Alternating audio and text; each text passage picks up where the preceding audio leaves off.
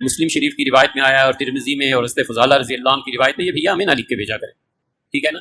اس سے سوائے اس کے کچھ نہیں ہوتا کہ ہم اسے پڑھ کے فوری طور پہ ریموو۔ یہ حدیثیں ہم نے پڑھی بھی ہیں، پڑھائی بھی، ہم کئی بار عرض کر چکے ہیں کہ ہمارا کوئی تعلق اہل حدیث سے نہیں ہے، پکے ٹھیٹھ حنفی، پکے ٹھیٹھ حنفی، پکے ٹھیٹھ حنفی۔ ہمیں نہیں سمجھ میں آتی امت میں جو 1500 سال سے ہمارے بزرگوں نے دین کو سمجھایا، آخر اس کو چھوڑ کے اب نئی نئی باتیں اور نئے نئے فرقے بنانے کی ضرورت تمہیں کیا پڑی ہے؟ اور کوئی کام نہیں رہ گیا۔ حدیث میں آیا ہے، حدیث میں تمہیں کیا پتا حدیث میں کیا ہے؟ کہ ہم حدیثیں پڑھنا شروع کر دیں تاکہ گمراہ ہو جائیں ولیعاذ باللہ؟ حدیث میں آیا ہے، حدیث میں تمہیں کیا پتا حدیث میں کیا ہے؟ کہ ہم حدیثیں پڑھنا شروع کر دیں تاکہ گمراہ ہو جائیں ولیعاذ باللہ؟ حدیث میں آیا ہے، حدیث میں تمہیں کیا پتا حدیث میں کیا ہے؟ کہ ہم حدیثیں پڑھنا شروع کر دیں تاکہ گمراہ ہو جائیں ولیعاذ باللہ؟ ہم صاف لفظوں میں کہتے ہیں جو آدمی بغیر اساتذہ کے حدیث پڑھتا ہے وہ گمراہ ہو ہی جاتا ہے، اسی کو سے پتہ نہیں ہے کہ حدیث کا مطلب کیا۔ یا ایھا الذین آمنوا، اے ایمان والو، لا ترفعوا اصواتکم فوق صوت النبی، اپنی آواز کو بھی کبھی نبی صلی اللہ علیہ وآلہ وسلم کی آواز سے بلند نہ کرنا۔ ولا تجہروا لہ بالقول کجہر بعضکم لبعض، اور ان کے حضور اس طریقے سے بلند آواز میں گفتگو نہ کرنا جس طرح آپس میں ایک دوسرے کے ساتھ کرتے ہو۔ ان تحبط اعمالکم وانتم لا تشعرون، ایسا نہ ہو کہ تمہارے اعمال برباد کر دیے جائیں اور تمہیں شعور بھی نہ ہو، توبہ کی توفیق بھی نہ ملے۔ اور یہ حیران کن بات ہے کہ یہ آیت کسی عام انسان کے بارے میں نازل نہیں ہوئی، بلکہ صحیح بخاری کے اندر شان نزول موجود ہے۔ عبداللہ ابن ابی ملیکہ تابعی کہتے ہیں قریب ہے کہ اس مخلوق کے دو بہترین لوگ یعنی ابو بکر اور عمر برباد ہو جاتے جب انہوں نے انجانے میں رسول اللہ کے حضور اپنی آوازوں کو بلند کر دیا۔ ایک قبیلہ آیا ہوا تھا، نبی الاسلام کی یہ مبارک عادت تھی کہ جب قبیلہ اسلام قبول کر کے واپس جاتا تھا تو ایک فوکل پرسن آپ مقرر کرتے تھے۔ حضرت ابو بکر نے مشورہ دیا کہ اس کو فوکل پرسن مقرر کریں، حضرت عمر نے کہا نہیں یا رسول اللہ اس کو کریں۔ اس میں وہ آپس میں ان کی تلخ کلامی ہوگی، نبی الاسلام سے کوئی بدتمیزی نہیں کی، آپس میں آوازیں بلند ہوئی تو یہ آیات نازل ہوئی کہ اگر تم نے بھی رسول اللہ کے حضور آپس میں بھی بات کرتے ہوئے آواز کو بلند کیا چھٹی ہو جائے گی۔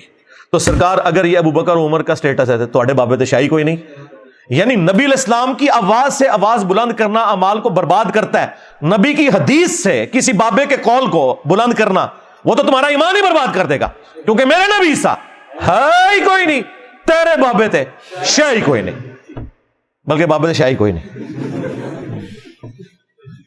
یہ دیکھ لیں، یہ کتابوں کا خدا ہے۔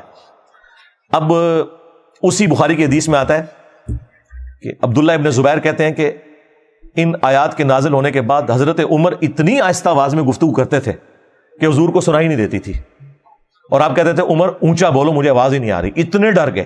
پھر اللہ تعالیٰ نے اسی کا انعام دیا، اگلی آیات نازل ہوئی، ان الذین یغضون اصواتهم عند رسول اللہ، بے شک وہ لوگ جو اپنی آوازوں کو پست رکھتے ہیں رسول اللہ کے حضور، اولئک الذین امتحن اللہ قلوبهم للتقوی، یہی وہ لوگ ہیں جن کے دلوں کو اللہ نے تقوی کے لیے چن لیا، یہ پرہیزگار لوگ ہیں، لہم مغفرۃ واجر عظیم، ان کے لیے مغفرت اور اجر عظیم ہے۔ تو میرے بھائی یہ بڑا سینسٹیو ایشو ہے، یہاں تو لوگ کہتے ہیں جی خیر ہے حدیث، بلکہ وہ تو ایک مفتی کہتا ہے جی یہ ہمیں بار بار نہ بتایا کرو حدیث میں آیا ہے، حدیث میں آیا ہے، کہہ دسیے تنوں فتاوی عالمگیری چ آیا ہے، قدوری شریف چ آیا ہے کہ کتے نال منہ کالا کر لو تے کھوتے نال منہ کالا کر لو تے اے ہوندا ہے، اے دسیے تنوں۔ مسلم شریف کی روایت میں آیا ہے اور ترمذی میں اور حضرت فضالہ رضی اللہ عنہ کی روایت میں، یہ بھیا ہمیں نہ لکھ کے بھیجا کرے، ٹھیک ہے نا؟ اس سے سوائے اس کے کچھ نہیں ہوتا کہ ہم اسے پڑھ کے فوری طور پہ ریموو۔ یہ حدیثیں ہم نے پڑھی بھی ہیں، پڑھائی بھی، ہم کئی بار عرض کر چکے ہیں کہ ہمارا کوئی تعلق اہل حدیث سے نہیں ہے، پکے ٹھیٹھ حنفی، پکے ٹھیٹھ حنفی، پکے ٹھیٹھ حنفی۔ ہمیں نہیں سمجھ میں آتی امت میں جو 1500 سال سے ہمارے بزرگوں نے دین کو سمجھایا، آخر اس کو چھوڑ کے اب نئی نئی باتیں اور نئے نئے فرقے بنانے کی ضرورت تمہیں کیا پڑی ہے؟ اور کوئی کام نہیں رہ گیا۔ حدیث میں آیا ہے، حدیث میں تمہیں کیا پتا حدیث میں کیا ہے؟ کہ ہم حدیثیں پڑھنا شروع کر دیں تاکہ گمراہ ہو جائیں ولیعاذ باللہ؟ حدیث میں آیا ہے، حدیث میں تمہیں کیا پتا حدیث میں کیا ہے؟ کہ ہم حدیثیں پڑھنا شروع کر دیں تاکہ گمراہ ہو جائیں ولیعاذ باللہ؟ حدیث میں آیا ہے، حدیث میں تمہیں کیا پتا حدیث میں کیا ہے؟ کہ ہم حدیثیں پڑھنا شروع کر دیں تاکہ گمراہ ہو جائیں ولیعاذ باللہ؟ ہم صاف لفظوں میں کہتے ہیں جو آدمی بغیر اساتذہ کے حدیث پڑھتا ہے وہ گمراہ ہو ہی جاتا ہے، اسی کو سے پتہ نہیں ہے کہ حدیث کا مطلب کیا۔ ہمیں نا حدیثیں سنایا کرو۔